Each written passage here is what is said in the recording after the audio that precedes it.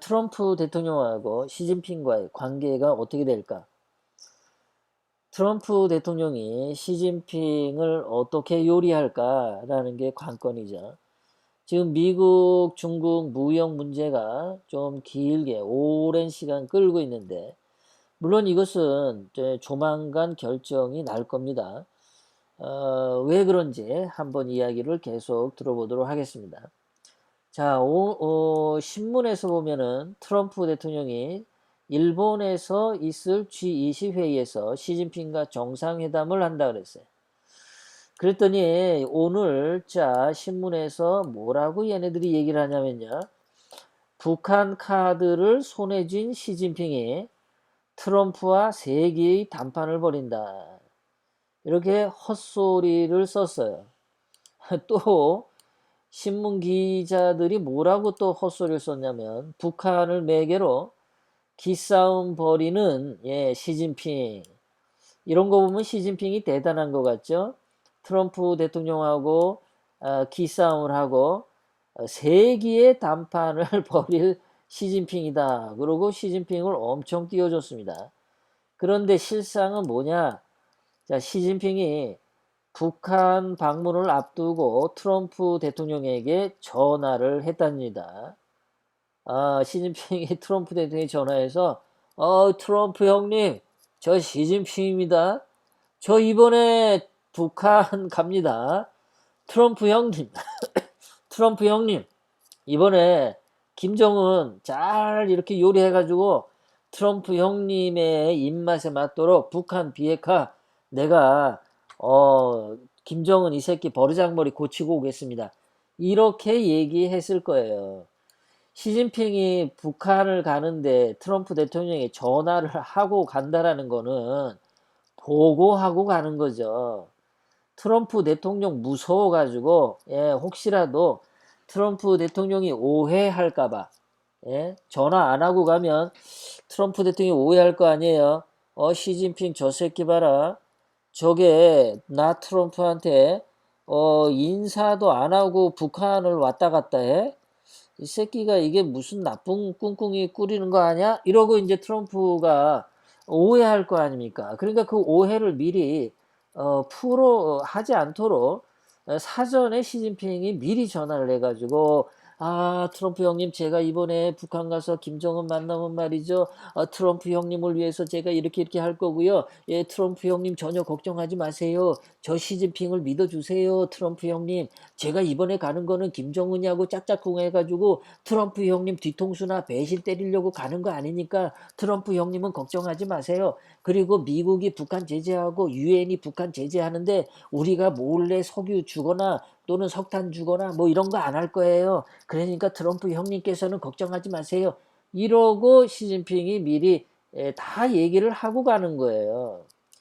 그런데 그렇게 쪼다 같은 시진핑인데 이 대한민국에 있는 기자들은 이 멍청한 놈들이 그런 걸 모르고 마치 시진핑이가 트럼프 대통령하고 대등하게 무슨 기싸움을 하고 세기의 담판을 한다는 등 이렇게 멍청한 신문 기사를 써 갈기는 겁니다.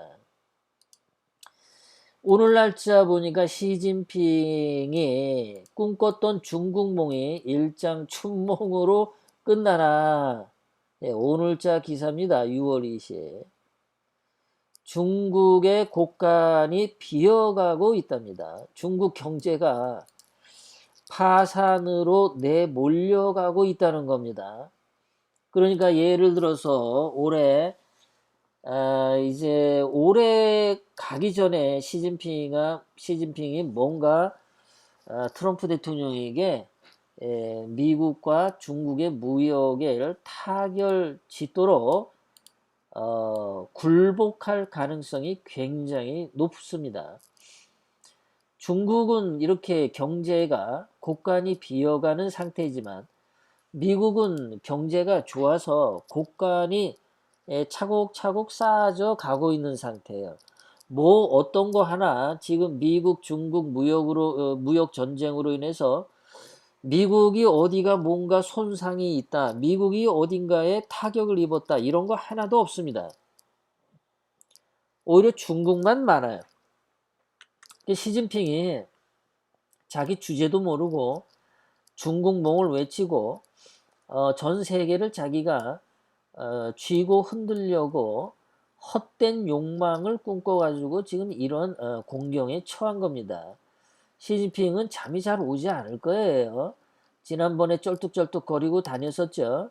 시진핑이 심리적이거나 육체적으로 지금 굉장히 허약한 상태에 있다. 예, 그거는 확실하게 알 수 있습니다. 자, 이 시진핑이 지금 현재 처한 상황이 얼마나 힘드냐면은 제가 이 도표로 보여드리겠습니다. 자, 시진핑 좀 전에 중국의 경제가 안 좋다 그랬어요. 곳간이 비어간다 그랬어요.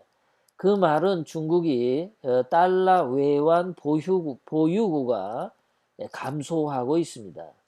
지금 이게 달러 외환 보유고가 지금 적정선에서 조금만 더 가면은 외환 위기를 불러올 정도로 바닥을 지금 치고 있습니다. 안전할 수 없는 그런 상태에 있어요. 두 번째 시진핑에게 약점은 뭐냐면 북한의 김정은입니다. 김정은도 올해 12월을 넘기기가 힘든 상황이라고 말씀드렸죠. 근본적인 것은 북한을 움직일 수 있는 돈, 달러가 부족하기 때문에 김정은은 굉장한 공경에 처해 있다. 김정은은 달러도 부족하고 석유도 부족하고 기타 여러 가지가 다 부족한 상태입니다. 먹고 살기가 참 힘들어요. 쌀도 부족하고.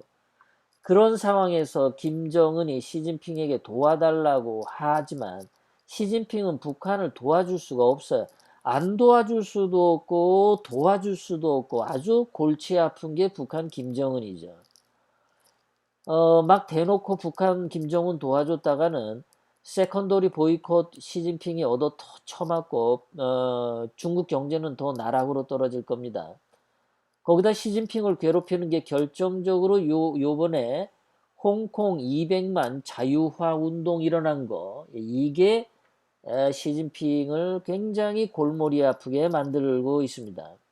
홍콩 주민들이 중국 싫다라고 했어요. 우리는 홍콩 사람이지 중국인이 아니다라고 홍콩 사람들이 말하고 있는 겁니다. 그래서 홍콩 자유화 운동을 통해서 시진핑에게 대항하는, 그래서 성공을 거둔 200만 자유화 시위가 벌어졌습니다. 옛날에 천안문 사태 때는 탱크를 불러서 북경의 그 중국 사람들을 깔아뭉개 죽이면서도 한 100만 명 죽였다 그러죠. 탱크를 깔아뭉개서.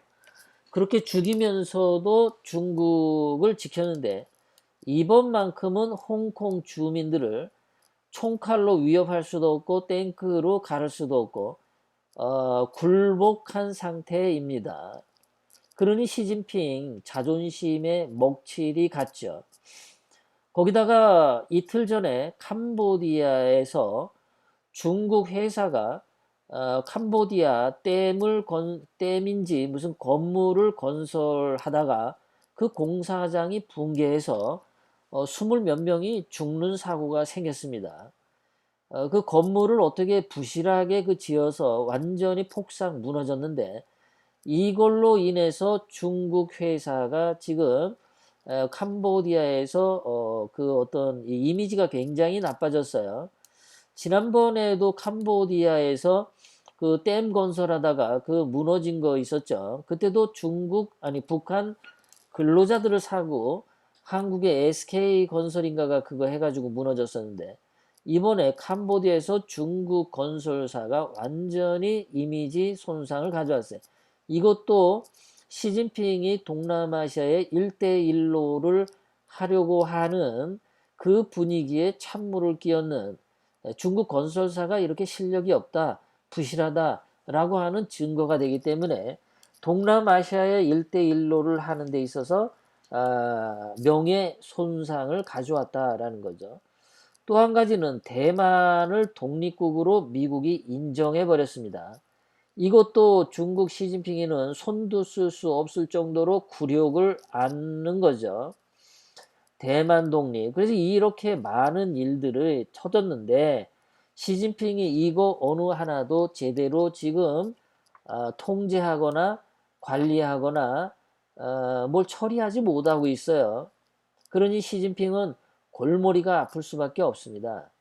거기다가 미국과 중국과의 무역 전쟁 이 부분에 있어서 뭐 화웨이도 조만간 죽어나가겠지만 그 중국에 투자했던 외국 자본들이 지금 철수하고 중국에 있던 공장들이 외국으로 옮겨나가고 하면서 중국 경제가 안팎으로 아주 곤란한 지경에 처해 있는 거죠.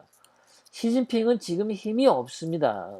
그래서 제가 우리 트럼프 대통령이 제발 2019년이 가기 전에 중국 시진핑인을 꽤 그냥 확실하게 무릎 꿇리고 항복 선언을 받아내서 트럼프 대통령님도 내년 선거에 아주 좋은 승리를 가져가시고 또 첨가해서 시진핑이 이렇게 굴욕적으로 굴복하면서 북한 김정은도 트럼프 대통령에게 항복하는 그런 문서를 좀 보냈으면 얼마나 좋겠냐. 그렇게 해서